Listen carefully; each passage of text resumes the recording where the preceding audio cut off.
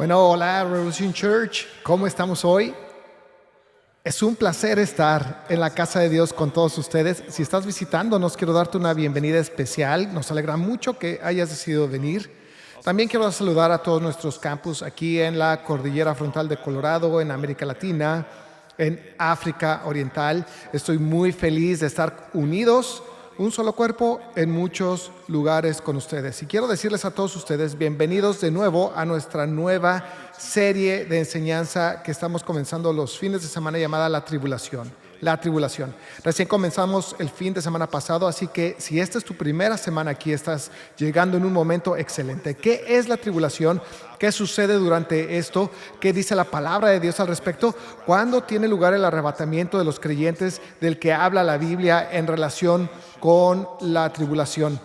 Vamos a responder todas estas preguntas y más durante el transcurso de esta serie. La semana pasada comenzamos en Apocalipsis capítulo 8. ¿Por qué? Porque esa es la parte de Apocalipsis en la que comienza la tribulación, o ese periodo de tiempos finales intensificado, al menos en el libro de Apocalipsis. Pero mencioné la semana pasada, solo quiero hacer un breve repaso respecto a que hay una serie de cosas que ocurren entre los sellos de Apocalipsis, que están en Apocalipsis capítulo 6, y las trompetas de Apocalipsis, que comienzan aquí en el capítulo 8.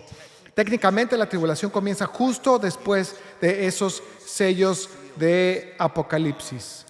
Los 7 sellos se alinean con los dolores de parto de los que Jesús habló en Mateo capítulo 24. Así que han ocurrido varias cosas. Entramos en el capítulo 8 la semana pasada, hicimos un recorrido a través de la tremenda cantidad de un versículo de ese capítulo, prestando atención al excepcional silencio en el cielo que nunca había ocurrido antes ni después de ese periodo y su importancia. Hoy, si tienen sus Biblias, vamos a estar revisando el capítulo 8 y el capítulo 9 en una especie de visión general de las trompetas. Las 7 trompetas del Apocalipsis. Técnicamente debería decir las primeras 6 trompetas del Apocalipsis, así que vamos a comenzar en el versículo 2 de Apocalipsis 8, que dice: y vi a los 7 ángeles que están de pie delante de Dios, y se les dieron 7 trompetas. ¿Cuál es el significado de las trompetas en la Biblia? ¿Hay algunos trompetistas en la casa? Oh, tengo algunos trompetistas. ¿Quiénes de ustedes todavía tocan la trompeta?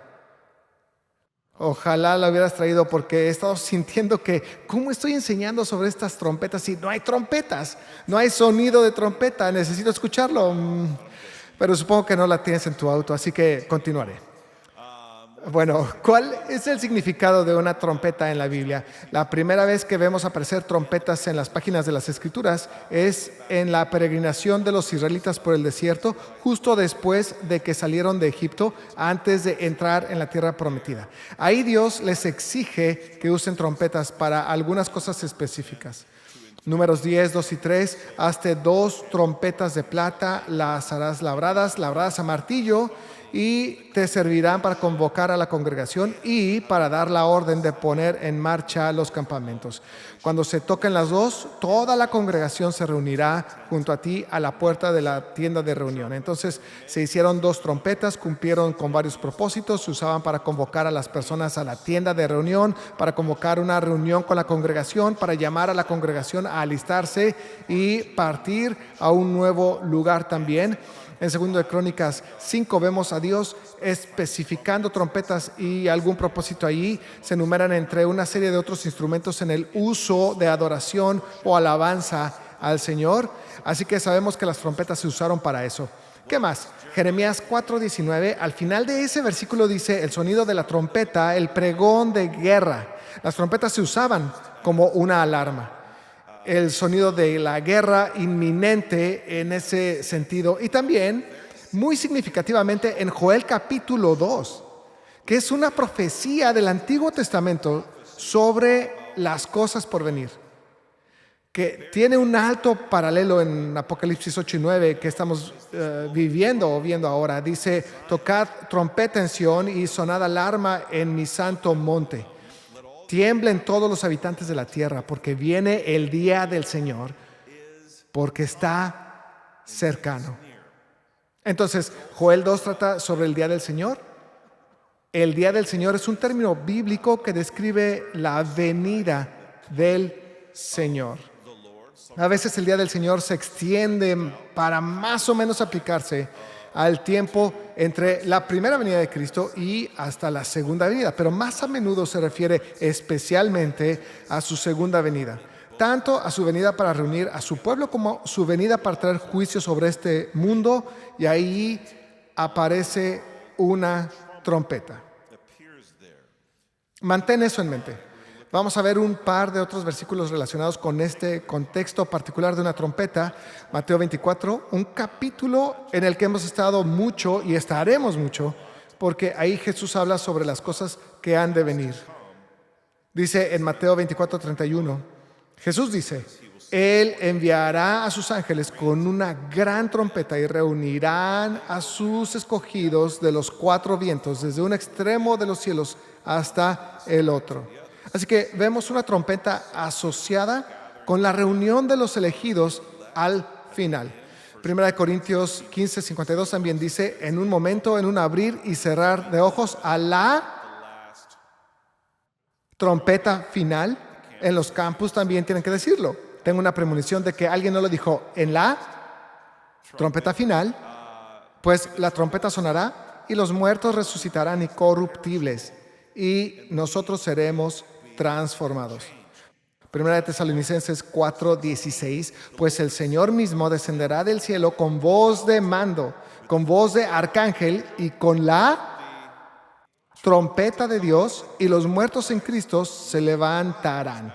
Como están viendo, las trompetas son utilizadas para varios propósitos en las páginas de las Escrituras: para convocar a la congregación, para convocarla a una reunión con el Señor, para llamar a la congregación de partir de un lugar e ir a otro lugar. Las trompetas se usaban en la instrumentación de la adoración, y las trompetas están muy conectadas con el día del Señor, la venida de Cristo, el arrebatamiento, la resurrección, que es muy significativa para nosotros. Ahora, con todo lo que acabamos de leer, deberíamos estar acercándonos a las trompetas del Apocalipsis con una anticipación de que el rapto de la iglesia coincida en este contexto de las trompetas. Ahora, he compartido en otras ocasiones, no a todos les gusta escuchar esto, pero lo estaré compartiendo de nuevo durante esta serie. Creo que Jesús nos advirtió acertadamente que los creyentes se enfrentarán a una parte significativa de estos difíciles últimos tiempos, y que necesitamos estar preparados y criar una generación que esté preparada para las cosas que Él nos dijo que vendrían. Sin embargo, mientras leemos las trompetas, creo que nuestra suposición debería ser que en la última trompeta deberíamos esperar, a menos que haya otra información, estar atentos al arrebatamiento de los creyentes. El arrebatamiento de los creyentes es un llamado a la tienda eterna de reunión. Es una convocatoria de la congregación ante el mismo Señor. También es un llamado del pueblo de Dios para que partan de un lugar y vayan a otro. Es un llamado a la adoración y coincide con su segunda venida. Nada en la palabra de Dios es al azar. Amén. Incluso el uso de una trompeta es muy significativo. Con eso en mente, continuemos ahora con los versículos 3 al 5. Otro ángel vino y se paró ante el altar con un incensario de oro, y se le dio mucho incienso para que lo añadiera a las oraciones de todos los santos sobre el altar de oro que estaba delante del trono. Versículo 4. Y de la mano del ángel subió ante Dios el humo del incienso con las oraciones de los santos. Y el ángel tomó el incensario, lo llenó con el fuego del altar y lo arrojó a la tierra. Y hubo truenos, ruidos, relámpagos y un terremoto. Ahora, este lenguaje que conecta el incienso en las copas del cielo con las oraciones de los santos no solo aparece aquí. Apocalipsis 5:8 dice que las copas de oro llenas de incienso son las oraciones de los santos. Piensa en cada oración que aún no ha sido respondida como algo acumulado en el cielo, listo para un momento cuando Dios lo derramará. Pero incluso en el Antiguo Testamento, David escribió en el Salmo 142, versículos 1 y 2, sea puesta mi oración delante de ti como incienso, a el alzar de mis manos como la ofrenda de la tarde o el sacrificio de la tarde. Entonces, en el Antiguo Testamento había dos altares, en el tabernáculo y en el templo posteriormente. Uno era el altar del sacrificio y el otro era el altar de incienso. Ambos altares debían tener fuego manteniéndose ardiendo continuamente ante el Señor, con el humo ascendiendo continuamente ante el Señor. En el Nuevo Testamento se nos dice claramente que estos son tipos y sombras que apuntan hacia las oraciones de los santos, que son continuamente elevadas ante Dios, y para el sacrificio de alabanza que está continuamente en nuestros labios hacia Él, que esos son el cumplimiento pleno. David estaba muy adelantado en su tiempo, como lo estaba en muchas maneras, al decir que sea puesta mi oración como incienso. Él está muy atrás en el Antiguo Testamento, que el alzar de mis manos se ha considerado como la ofrenda de la tarde. Y entonces estas dos cosas que eran continuas ante el Señor, se nos dice que deben ser continuas ante el Señor ahora. Pero el punto es, en este momento, que estas oraciones de los santos, estas copas de oro llenas de incienso, están siendo derramadas junto con fuego del altar sobre la tierra. Ese es el contexto de las trompetas de Apocalipsis. Este es el momento en el que todas las oraciones del pueblo de Dios a lo largo de los siglos, que aún no han sido respondidas, ahora están siendo respondidas. Ha comenzado. Y creo que es muy significativo, porque cuando miramos las cosas que ya sabes en las trompetas, que no son cosas que quisiéramos, no son cosas que deseáramos, Dios nos está recordando, esto está en el contexto del día del Señor que viene, al cual muchos están esperando con ansias al mismo tiempo. Ese es un tema principal de las trompetas. Veamos otro. El tercer tema general que notamos de los versículos 6 al 12 de Apocalipsis 8 dice: entonces los 7 ángeles que tenían las 7 trompetas se prepararon para tocarlas. El primero tocó la trompeta y vino granizo y fuego mezclados con sangre y fueron arrojados a la tierra, y se quemó la tercera parte de la tierra, se quemó la tercera parte de los árboles, se quemó toda la hierba verde. El segundo ángel tocó la trompeta y algo como una gran montaña ardiendo en llamas fue arrojado al mar. Y la tercera parte del mar se convirtió en sangre, y murió la tercera parte de los seres que estaban en el mar y que tenían vida, y la tercera parte de los barcos fue destruida. El tercer ángel tocó la trompeta y cayó del cielo una gran estrella, ardiendo como una antorcha, y cayó sobre la tercera parte de los ríos y sobre los manantiales de las aguas, y el nombre de la estrella es ajenjo, y la tercera parte de las aguas se convirtió en ajenjo, y muchos hombres murieron por causa de las aguas, porque se habían vuelto amargas. El cuarto ángel tocó la trompeta y fue herida la tercera parte del sol, la tercera parte de la luna y la tercera parte de las estrellas, para que la tercera parte de ellos se oscureciera y el día no resplandeciera en su tercera parte, y asimismo la noche. Entonces, ¿qué estamos viendo en las trompetas? ¿Qué vemos que está descendiendo? Estamos viendo fuego descender, estamos viendo una montaña gigante ardiendo en llamas caer, estamos viendo lo que parece una estrella cayendo del cielo, ardiendo como una antorcha viniendo abajo. El resultado es que un tercio de la tierra es quemada, un tercio de los árboles son quemados, toda la hierba es quemada, un tercio de la vida y los barcos en el mar es destruido, y un tercio del sol, la luna y las estrellas son heridos. ¿Cómo puedes herir a un tercio del sol? Bueno, el humo del fuego afectaría a un tercio de la luz de los cuerpos celestes, el sol, la luna y las estrellas, que llega a aquellos en la tierra. Entonces, ¿qué vemos? El humo y el fuego son prominentes en las trompetas. No eran prominentes en los sellos, y eso tiene múltiples capas de significado. Para empezar, Lo que estamos leyendo sobre las trompetas, a diferencia de los sellos de Apocalipsis en el capítulo 6, es que no son tan naturales. Cuando regresamos y miramos los sellos del libro de Apocalipsis, capítulo 6, vemos que un jinete que sale a conquistar provoca una guerra mundial como reacción. Las consecuencias de la guerra, por supuesto, una gran cantidad de muertes y hambruna en la tierra, cosas así, cosas que parecen muy naturales. Sin embargo, aquí no es tanto así. Es fuego cayendo del cielo sobre la tierra. Esta es una representación muy clara del juicio de Dios descendiendo sobre la tierra. Cualquiera que tenga un corazón para oír debería ser capaz de ver esto como la respuesta de Dios al mal en la tierra.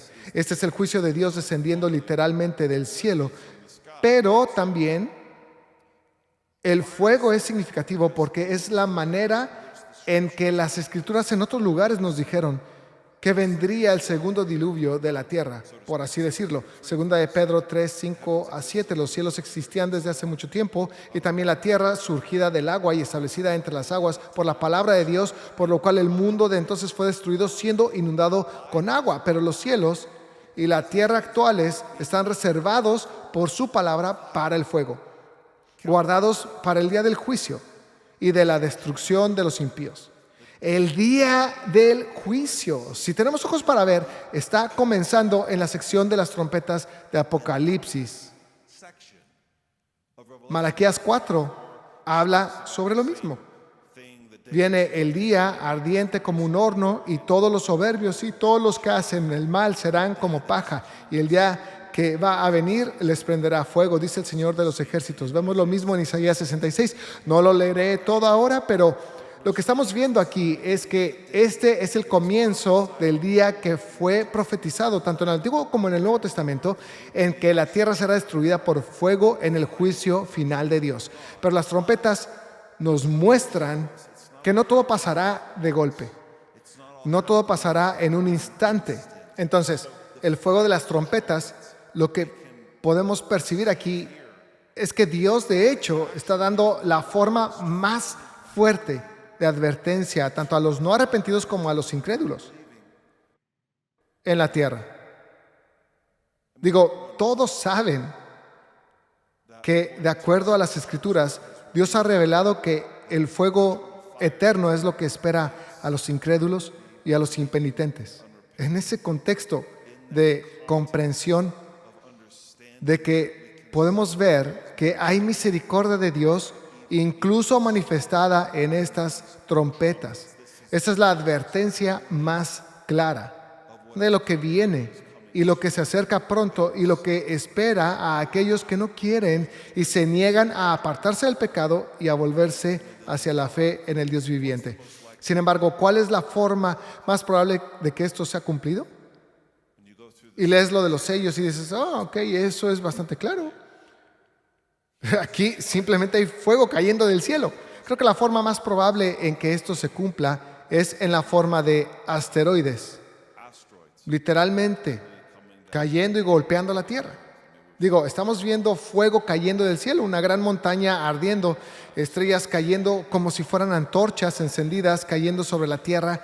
La forma más probable en que esto se cumpla es como una ola de asteroides impactando la tierra. Lo que suena como algo de las películas, pero solo para que estés al tanto, esto de hecho puede suceder. Te daré un par de ejemplos. En enero, de hecho, el mes pasado, enero de 2025, un asteroide que ha sido nombrado 2024YR4, de aproximadamente 100 metros de ancho, como un asteroide, fue detectado con un 1.3% de posibilidad de impactar la Tierra en diciembre de 2032. Diciembre de 2032. 1.3% de posibilidad. Esto ha provocado mucha observación y estrategias de desvío y cosas por el estilo. Pero aquí está el asunto. Muchos asteroides de ese tamaño pasan cerca de la Tierra sin una detección tan temprana.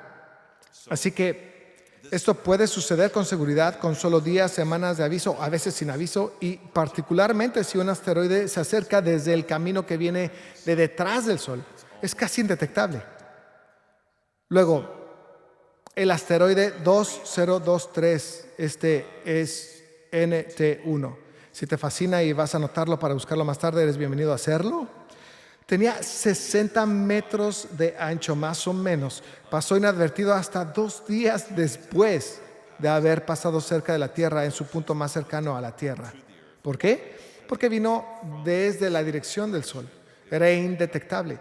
También lo que ellos llaman asteroides oscuros. Estos son asteroides de baja reflectividad porque tienen un alto contenido de carbono. Son mucho más difíciles de detectar. Un par de ejemplos más. En 2013 fue el meteorito de Chelyabinsk. Tenía 20 metros de ancho, entró a la atmósfera sin previo aviso, explotó en el aire. Debes entender que las explosiones de meteoros de este tamaño son muchas veces más grandes que el impacto de la bomba nuclear en Hiroshima. Son gigantescas. Sin previo aviso, explotó en el aire, causó que se rompiera tanto vidrio en las inmediaciones de esa parte de Rusia que hirió a más de 1,500 personas. En 2002, el meteorito MN tenía 120 metros de ancho, llegó a estar a tan solo 120,000 kilómetros de la Tierra y fue detectado solo 3 días antes de su trayectoria más cercana a la Tierra. En 2019, el meteoro OK tenía 100 metros de ancho y pasó cerca de la Tierra a tan solo 70,000 kilómetros. Fue descubierto tan solo 24 horas antes de que cruzara la trayectoria con el punto más cercano a la Tierra.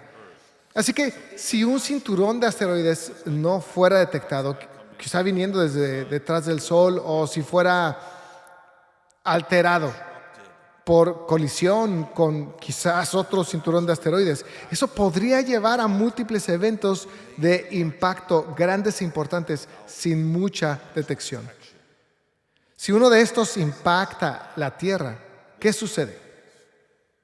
El efecto inmediato de la explosión de un asteroide de 100 metros de ancho sería, por supuesto, una bola de fuego de varios kilómetros de ancho que se formaría al impactar. La onda de choque aplanaría todo dentro de un radio de 500 a 1,000 kilómetros desde el punto de impacto.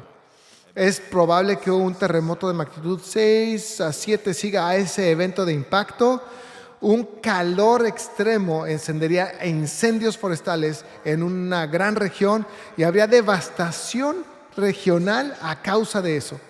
El cráter en sí tendría entre 800 y 2,000 metros de ancho, de un meteorito de 100 metros de ancho. Todo lo que esté dentro de decenas de kilómetros sería aniquilado, el polvo y los escombros serían lanzados a la atmósfera superior, lo que podría afectar el clima globalmente debido a la cantidad de escombros.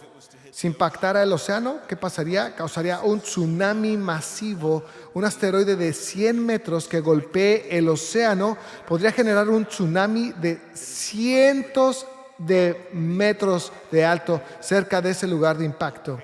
Como referencia, el tsunami de 2011 en Japón solo tenía 10 metros de altura y, sin embargo, causó una inmensa destrucción.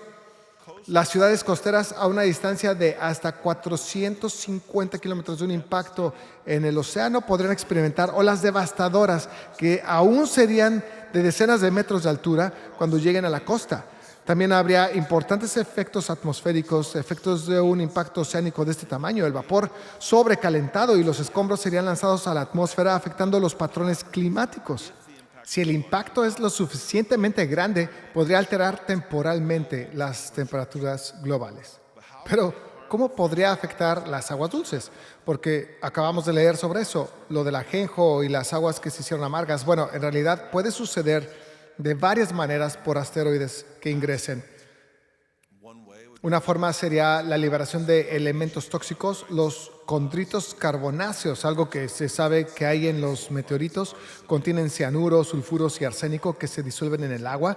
Podrían envenenar las fuentes de agua potable. Asteroides metálicos que son altos en hierro, níquel y otros metales pesados podrían llevar a la contaminación tóxica de las aguas subterráneas. Otra manera es que podría venir a través de la lluvia ácida, o sea, los asteroides ricos en azufre podrían liberar dióxido de azufre y ácido sulfúrico a la atmósfera, provocando lluvia ácida, haciendo que los ríos y lagos sean demasiado ácidos para beber. Si fuera un cometa, los cometas también pueden hacer esto. Contienen amoníaco y cianuro de hidrógeno, lo que podría llevar a la intoxicación por cianuro en el agua. Además de esas cosas, puede haber consecuencias biológicas y químicas porque un impacto podría liberar polvo y cenizas que bloquearían la luz solar y alterarían temporalmente los ecosistemas acuáticos. Eso podría provocar brotes masivos de algas que liberan toxinas como la cianobacteria, que envenenaría aún más el agua. Todo esto para decir que fuego cayendo del cielo, afectando tanto la vegetación como las aguas de la tierra. Ese es un tema principal de las trompetas. ¿Qué más? Verso 12, nuevamente, el cuarto ángel tocó la trompeta y fue herida la tercera parte del sol, la tercera parte de la luna y la tercera parte de las estrellas, para que la tercera parte de ellos se oscureciera y el día no resplandeciera en su tercera parte, y asimismo la noche. La siguiente trompeta dice algo similar. Apocalipsis 9:2. Cuando abrió el pozo del abismo, subió humo del pozo como el humo de un gran horno, y el sol y el aire se oscurecieron por el humo del pozo. Ahora, el contexto de esto tendrá que ser revisitado en una semana futura. Esta es una liberación espiritual de una legión de demonios que salen del abismo, que salen del pozo, y están saliendo y torturando a los habitantes de la tierra, pero no se les permite tocar a aquellos que tienen el sello de Dios en sus frentes. Pero creo que coincidirá con un evento en la tierra. Literalmente humo saliendo, una erupción volcánica, algo de esa naturaleza, porque es descrito de esta manera. Pero en todos estos juicios de trompetas también estamos viendo este resultado de los cuerpos de luz siendo heridos. El sol, la luna, las estrellas y el mismo aire se están oscureciendo como resultado de estas cosas. Y si te apartas y lo miras, lo que seguimos viendo es un lenguaje de creación. El mismo Dios que dio el sol, la luna y las estrellas del cielo para dar luz, guía y mucho más, esos ya no se están dando en la misma medida. Las gracias de la creación que han sido dadas por sentado ya no se están dando en la misma medida que solían tener. La luz que viene de arriba está siendo reducida y vemos oscuridad que está surgiendo de las profundidades. Hablando espiritualmente, ¿de dónde viene la luz? De Dios, de arriba, de los cielos. ¿De dónde viene la oscuridad? Viene del enemigo, viene de abajo. Cuando miras esto desde una perspectiva cósmica, la imagen se vuelve tan clara que este es el llamado de atención de Dios al mundo. Digo, tenemos las luces de arriba siendo reducidas y tenemos la oscuridad de abajo aumentando.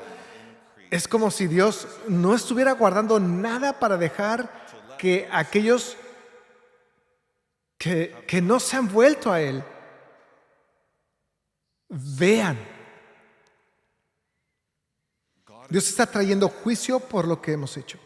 Dios está trayendo juicio sobre el mundo por sus redadas masivas en contra de su pueblo. Esta profunda persecución contra su pueblo.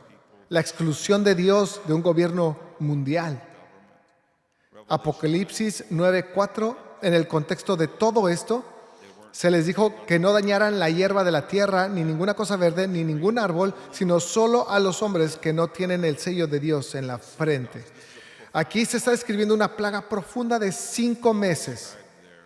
Y el hecho de que algunos estén siendo heridos, pero algunos no estén siendo heridos en este tiempo. ¿Qué provoca eso? Esto llama la atención sobre aquellos que no están siendo heridos. Así que incluso en medio de esta oscuridad, de este periodo de tiempo, Dios todavía está permitiendo que la luz de su verdad brille. O sea, ¿quién está siendo protegido de esto? ¿Quiénes son los que no están sometidos a esto? Es solo este grupo, aquellos que tienen el sello de Dios en sus frentes, es decir, aquellos que son los elegidos en Cristo Jesús. Así que el amor de Dios por sus hijos y el amor de Dios por sus hijas se está demostrando. El poder de Dios sobre todo esto está siendo demostrado. Su misericordia se está mostrando aquí, no solo a sus propios hijos, aunque sí se está mostrando a sus propios hijos, sino que su misericordia también se está mostrando a un mundo impenitente e incrédulo para que tengan todas las oportunidades para volverse, para despertar y para darse cuenta que Él es el verdadero Dios. ¿Qué más advertencia que eso necesitan las personas? Esto ocurre inmediatamente después de la más profunda persecución de cristianos. Y cuando está sucediendo, ¿no te preguntas cómo carambas es posible que alguien diría, el libro de Apocalipsis no se está cumpliendo? Sé que podemos desensibilizarnos porque todo el tiempo surgen cosas. Oh, esto es un cumplimiento de una profecía bíblica. Vladimir Putin se rasuró esta semana. Definitivamente es un cumplimiento de una profecía bíblica. Y te quedas, ¿qué? O sea, se lanzan cosas tan descabelladas todo el tiempo. Pero cuando esto esté sucediendo, esto no es descabellado. Es tan obvio. ¿Cómo podrías pasarlo por alto? ¿Cómo podrías no volverte en fe y arrepentimiento? Debería ser que las personas corran hacia el Señor antes de que sea demasiado tarde. Sin embargo, si has leído hasta el final del capítulo 9, lo sabrías. O puedo recordarte ahora que los que quedaron al final de las trompetas, dice, ni aún así se arrepintieron de sus malas obras. Ni aún así se volvieron en fe al Señor. Hay una manera en esta vida en la que uno puede endurecer su corazón tan consistentemente que esté prácticamente más allá del arrepentimiento. Entonces llegamos a la sexta trompeta. Apocalipsis 9, versículos 13 al 20. Querrás prestar atención a esto. El sexto ángel tocó la trompeta y oí una voz que salía de los 4 cuernos del altar de oro que está delante de Dios. Y decía al sexto ángel que tenía la trompeta, suelta a los 4 ángeles que están atados junto al gran río Éufrates. Y fueron desatados los 4 ángeles que habían sido preparados para la hora, el día, el mes y el año, para matar a la tercera parte de la humanidad. Y el número de los ejércitos de los jinetes era de 200 millones. Yo escuché su número. Y así es como vi en la visión los caballos y a los que los montaban. Los jinetes tenían corazas color de fuego, de jacinto y de azufre. Las cabezas de los caballos eran como cabezas de leones, y de sus bocas salía fuego, humo y azufre. La tercera parte de la humanidad fue muerta por estas 3 plagas, por el fuego, el humo y el azufre que salían de sus bocas. Porque el poder de los caballos está en su boca y en sus colas. Pues sus colas son semejantes a serpientes, tienen cabezas y con ellas hacen daño. Y el resto de la humanidad, los que no fueron muertos por estas plagas, no se arrepintieron de las obras de sus manos, ni dejaron de adorar a los demonios y a los ídolos de oro, de plata, de bronce, de piedra y de madera, que no pueden ver ni oír ni andar. Y no se arrepintieron de sus homicidios, ni de sus hechicerías, ni de su inmoralidad, ni de sus robos. Entonces, ¿qué está sucediendo en la sexta trompeta? El hecho de que esos 4 ángeles fueran atados y luego liberados en este momento nos dice mucho. Ese es el lenguaje que se ajusta a la descripción no de los ángeles de Dios siendo atados y liberados. Eso no se utiliza para describirlos, sino de Satanás y de sus ángeles siendo atados y liberados en ciertos momentos. Debes tener en cuenta que el término ángel se aplica bíblicamente tanto a los ángeles al servicio del Señor como a los ángeles caídos al servicio de Satanás mismo. De hecho, tan solo los 2 versículos anteriores a esta sección describen a Satanás como un ángel. Él es llamado el ángel, el mismo término, ángel del abismo. También se le llama el destructor en esos 2 versículos anteriores a esta sección.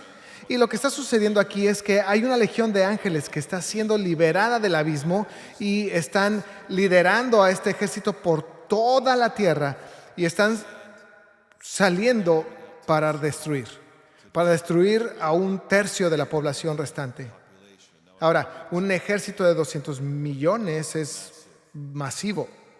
Debes imaginarte la literatura apocalíptica, como los pasajes en Daniel, los pasajes en Ezequiel, los pasajes en el libro de Apocalipsis, infunde eventos terrenales reales con un significado espiritual, con un entendimiento divino. Entonces, los demonios son liberados y hay un ejército que sale. Debes imaginar un ejército humano real, pero el punto es que esto está siendo liderado y guiado por fuerzas demoníacas. Por cierto, hay solo un par de países en la Tierra que son quizá capaces de producir un ejército de 200 millones. No debemos imaginar esto como un ejército de un país como lo ves hoy en día, sino que este sería un ejército global encargado de salir a matar a aquellos que aún no han recibido la marca de la bestia. No se han sometido a esta unidad global, no se han sometido a sí mismos, por supuesto, realmente al reinado terrenal del anticristo. Así que esto es lo que creo que está sucediendo aquí, en esta 6ª trompeta de Apocalipsis. Creo que la bestia de Apocalipsis, el imperio global que ha surgido después de los sellos y de esa guerra global que ya ha tenido lugar, el anticristo ya se ha elevado a través de los rangos dentro de ese imperio global. Y creo que este es el momento en que ha ocurrido un cambio masivo. En términos proféticos diríamos que este es el final de los 3 años y medio. Este cambio masivo ha ocurrido. No es que necesariamente crea que van a ser literalmente 3 años y medio, pero Jesús habló sobre cómo a raíz de los dolores de parto habría esta masiva redada, arresto, acorralamiento de creyentes que serían llevados ante los tribunales, pero poco después de eso, él dice, algo sucederá donde esta forma de persecución que tiene una apariencia de justicia cambiará completamente, hasta el punto en que él les dice a sus discípulos, en este momento huyan, necesitan huir. Creo que este es el momento en el que las cosas han cambiado. Es este momento mencionado en otros lugares de las Escrituras, donde la abominación desoladora ahora se ha revelado de pie en el lugar santo. Lo que significa es que el anticristo ha hablado y se ha revelado de tal manera que se ha exaltado a sí mismo por encima de todas las cosas y por encima de todos los dioses. Jesús dijo, cuando eso suceda, ahí en Mateo 24, versículo 15, cuando veáis la abominación de la desolación de que se habló por medio del profeta Daniel, colocada en el lugar santo, el que lea, que entienda, entonces los que estén en Judea, huyan a los montes. El que esté en la azotea, no baje a sacar las cosas de su casa. Y el que esté en el campo, no vuelva atrás a tomar su capa. Pero ay de las que están encintas y de las que estén criando en aquellos días. Orad para que vuestra huida no suceda en invierno ni en día de reposo, porque habrá entonces una gran tribulación, tal como no ha acontecido desde el principio del mundo hasta ahora, ni acontecerá jamás. Y si aquellos días no fueran acortados, nadie se salvaría. Pero por causa de los escogidos, aquellos días serán acortados.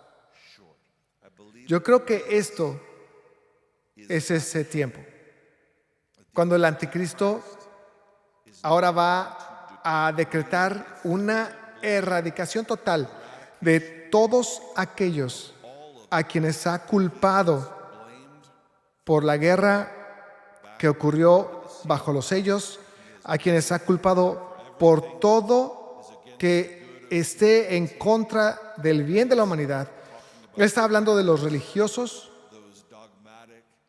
aquellos dogmáticos y rígidos que separan y dividen y crean un nosotros contra ellos y un tú contra mí en el mundo. Este es el momento, yo creo, en que Él dirá, ¿saben qué? Les dimos una oportunidad y ellos no ceden. Y si no lidiamos con ellos, vamos a volver a los lugares en los que ya hemos estado antes. Ellos son la amenaza para la protección de la humanidad. Cásenlos. Imagina las cosas cambiando de llevarlos a juicio a una situación de vivo o muerto.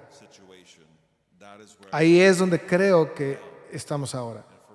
Y por razones que no podemos explicar completamente en este momento, a menos que quieran estar aquí todo el día, pero regresaré a esto más tarde. Creo que en este momento el arrebatamiento ocurrirá en el contexto de lo que está sucediendo en la sexta trompeta. ¿Por qué? Bueno, por un lado, es importante tener en cuenta que la séptima trompeta, la última trompeta, puede ser tocada después de la sexta trompeta y ocurrir antes de que la sexta trompeta esté totalmente completada o completamente expirada. Quédate conmigo. Creo que algunos se pierden esto debido a las traducciones, pero Apocalipsis 11:14 habla de la séptima trompeta y por supuesto de la trompeta final y de la última copa y del sexto sello. Todos se alinean justo ahí al final, solo que desde diferentes puntos de vista. Pero leemos en Apocalipsis 11:14, el segundo ay ha pasado. El segundo ay se refiere a la sexta trompeta y aquí el tercer ay viene pronto. El tercer ay se refiere a la séptima trompeta. En el español parece decir que la sexta trompeta, también llamada el segundo ay, ha pasado, como que está detrás de nosotros ahora. Sin embargo, esa no es una buena traducción. Hay una palabra en el Nuevo Testamento, en griego común, para referirse a algo que ha sido completado, algo que ha terminado, algo que ha sido ya cumplido o acontecido. Esta no es esa palabra. La palabra aquí, para ser traducida al español como ha pasado, en realidad es una palabra que significa ha partido, se ha ido, ha salido fuera, ha ido adelante. No significa que esté completo o que haya terminado o que todo esté en el pasado. Todo esto para decir, imagina que se están tocando estas trompetas. Tienes tu pup, pup, pup, pup. No sé si suenan así o no, pero podrían estar sucediendo. Tienes que entender, están liberando eso en el espíritu, pero eso no significa que no habrá superposiciones de los eventos que se están liberando, ocurriendo al mismo tiempo. Y eso es cierto para muchas partes del Apocalipsis, pero para el significado de este momento, imagina que las cosas de la sexta trompeta están transcurriendo. Esa séptima trompeta puede tener lugar en el contexto de la sexta, aunque venga en los cielos después, aún puede suceder en ese contexto. ¿Estamos siguiendo? Hice un gran trabajo explicándole eso a una persona. Así que en el contexto de la sexta trompeta están saliendo este ejército de 200 millones, un tercio de la tierra será asesinado. ¿Van a salir a matar solo a los cristianos? No creo que solo serán cristianos. Obviamente el anticristo es el anticristo. Sus motivaciones siempre persiguen específicamente a los cristianos, pero es mucho más fácil hacerlo cuando los juntas con otros. Creo que será cualquiera que se haya negado a recibir la marca de la bestia. Esto podría incluir a otras personas religiosas en la tierra también. Esto podría incluir a nacionalistas dogmáticos o libertarios que simplemente quieren negarse a someterse de cualquier manera o a recibir esa marca de cualquier forma. Creo que será una combinación de todos ellos, pero lo principal es sin duda ir tras de los cristianos. Y nuevamente Jesús dijo sobre este tiempo específico que si esos días no fueran acortados, ninguna vida habría sido salvada. Pero por el bien de los elegidos, esos días serán acortados. Creo que eso es un indicador muy claro de que el arrebatamiento de los creyentes tendrá lugar en el contexto de la sexta trompeta. Jesús, inmediatamente después de ese versículo en Mateo 24-22, continúa describiendo las señales de su regreso. La señal en el cielo apareciendo, todo eso. Así que no voy a terminar con esto. Me gusta escuchar que el arrebatamiento puede venir en el contexto de esto, porque esta es la peor. La sexta trompeta, a menos que creas en el arrebatamiento totalmente post-tribulación, viniendo después de las copas de la ira, las cuales aparecen más adelante en el libro de Apocalipsis, este es el peor momento. Es un ataque completo para matar a 1/3 de la tierra. Me gusta creer que el arrebatamiento pudiera ocurrir durante este tiempo y que esos días pueden ser acortados, pero Él no dijo que los días no existirían en absoluto.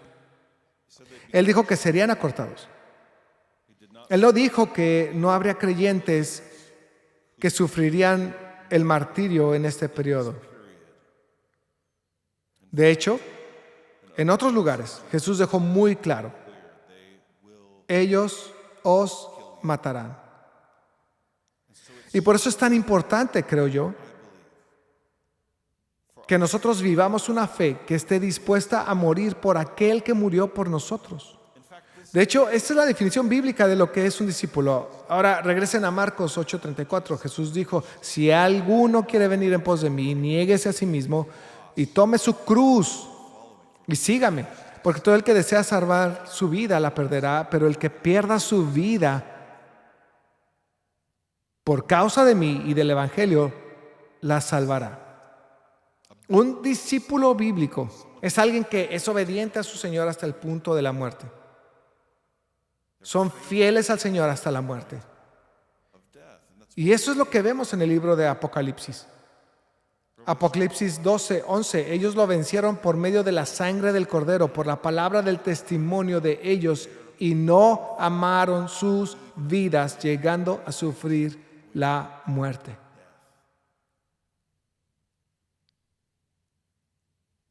Hay una enorme porción del cristianismo moderno que no está preparado para lo que Jesús prometió a sus discípulos que vendría un día sobre la última generación de cristianos. ¿Por qué? Jesús dijo que seríamos entregados. Él nos advirtió que seríamos traicionados, que seríamos odiados por todas las naciones a causa de su nombre y que nos matarían. Él prometió esas cosas. Y sin embargo, hay una parte importante del cristianismo, y francamente ha nacido en los Estados Unidos, de una tierra de prosperidad, donde nuestro cristianismo se volvió muy poco costoso. Y debido a que tenemos algunas de las iglesias más grandes del mundo, también transmitimos esta versión del cristianismo al mundo. ¿Qué es? Es un cristianismo sin cruz. Es una forma de cristianismo que dice: Jesús llevó su cruz para que tú no tengas que hacerlo. Tiene esta escatología muy sobrerealizada, como si todas nuestras esperanzas futuras ya estuvieran aquí y ahora. Solo tienes que creerlo. Todo lo que tengo que hacer es tener fe para todo. Solo tienes que sentarte, descansar, recibir y sumergirte en ello. Y no solo todo esto, sino también en un periodo de la historia cristiana relativamente reciente, ha surgido esta enseñanza de que Jesús va a arrebatarnos antes de que algo se ponga difícil. Lo cual no es una enseñanza bíblica en absoluto. Y el resultado de que se junten todas estas cosas es que tenemos una forma de cristianismo que está esperando no tener dificultades y solo va a sentarse, absorber y descansar. Que el cielo invada la tierra y eso simplemente siga mejorando y mejorando y mejorando hasta que simplemente nos deslicemos sin esfuerzo hacia la edad dorada. Esta creencia no prepara al cristianismo para soportar la tribulación. Y creo con todo mi ser que debemos vivir y debemos levantar una generación que pueda perseverar y no ame su propia vida, incluso hasta el punto de la muerte. ¿Qué amas? ¿Qué es lo que más amas? Amas lo que más amas es por lo que morirías más.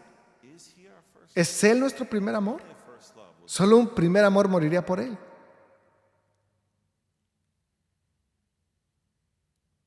Por el que murió por nosotros. Sé que esto no suena como una buena noticia para todos. La buena noticia es que todo está en el contexto de nuestra herencia eterna, nuestra tierra prometida eterna. Que esta vida es solo un desierto en el camino para allá, donde ya no hay más llanto, ni tristeza, ni muerte, ni dolor. Y estamos con nuestro Señor para siempre.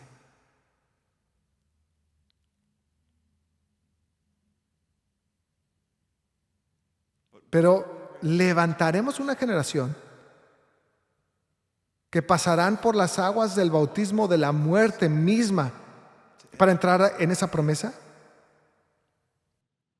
Yo, cuando crío a mis hijos, creo firmemente en esto. Si no los crío y les transmito una estafeta de fe para que amen a su Señor tanto que no retrocedan de mantenerse firmes por Él, incluso a costa de sus propias vidas, entonces no he hecho ni un solo discípulo. Podrían profesar el nombre de Jesús, pero no son discípulos de Jesús. Si no podemos cargar nuestra cruz y seguirle, no podemos seguirle. Las personas que no viven de esta manera no están eligiendo día tras día. Buenos días, Señor, tomo mi cruz de nuevo, entrego mi vida por ti. Creo que tu resurrección viene a través de la muerte, no intentando aferrarme a mi propia vida. Los que no viven de esa manera, día tras día, ¿realmente estarán listos para mantenerse firmes cuando se enfrenten a la mayor de las pruebas y la mayor de las tribulaciones? No creo que lo estarán. Que seamos esos que levantaron una generación como Josué y Caleb, aquellos que perseveran, los que son encontrados esperando, los que son encontrados listos. No puedo recordarles este pasaje lo suficiente. Jesús enseñó que había 10 vírgenes esperando al novio a que viniera. El novio es Jesús, nosotros somos sus damas de honor. ¿Y cuántas de esas 10 no estaban listas cuando llegó el esposo? ¿Y no se les permitió entrar en el banquete de bodas? ¿Alguien sabe? 5. La mitad. Las 10 estaban esperando al novio. Todas, las 10 tenían una lámpara que estaba encendida y tenían aceite en sus lámparas, al menos por un tiempo. Esto significa que estas son 10 personas que profesan ser cristianas. El aceite de la lámpara es el Espíritu Santo. La luz de la lámpara es caminar a la luz de la palabra de Dios. Estas eran personas de la palabra y del Espíritu. Pero la mitad se quedó sin aceite. Y sin aceite las lámparas no pueden seguir encendidas. Si te quedas sin aceite, no puedes caminar a la luz de esto. No tienes el poder para caminar de acuerdo a los estándares de Dios, sin estar llenos. Y la pregunta es, ¿estamos viviendo de tal manera que nuestros corazones ardan y ardan con fuerza, incluso en medio de la prueba? incluso en medio de la dificultad, incluso en medio del dolor, incluso en medio de la pérdida. Porque déjame decirte que si no hemos aprendido a vivir con el Señor, incluso en medio de las pruebas de esta vida, con nuestros corazones ardiendo en llamas por Dios, ¿cómo crees que vamos a lograrlo si y cuando ese tipo de persecución intencional externa llega contra nosotros y nuestros seres queridos? Debemos recuperar una revolución que regrese a sus raíces. Una fe a prueba de bombas, que sabe cómo mantener su corazón ardiente por el Señor en todo momento. Amén. Amén. Voy a invitar a los pastores de los campus a que suban y guíen a través de una respuesta en oración, y si se sienten cómodos, inclinen sus cabezas y cierren los ojos.